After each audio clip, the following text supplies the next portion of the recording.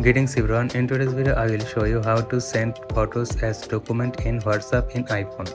Before you get started, please subscribe our YouTube channel. So first of all, we need to save our photos as a document.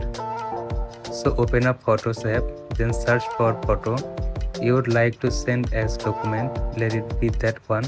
All we have to do now is just long press on it. Tap at share, scroll down a bit until we find the save to file, then just tap on it. And also we can do it right from here.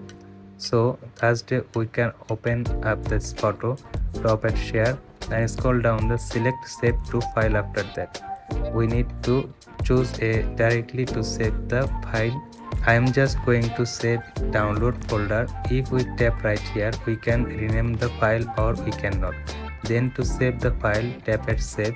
Once the file has been saved, we can close photos. And then we need to open up WhatsApp. After that, go to conversation, top edit plus, select document and go into folder in which you have saved the file. Search for that file, then select it and tap at open. After that you can add a caption to this file or you cannot, and then just stop at send to send it as a document. That's how you can easily send photo as document in WhatsApp on your iPhone. This is the video for today. Thanks for watching this.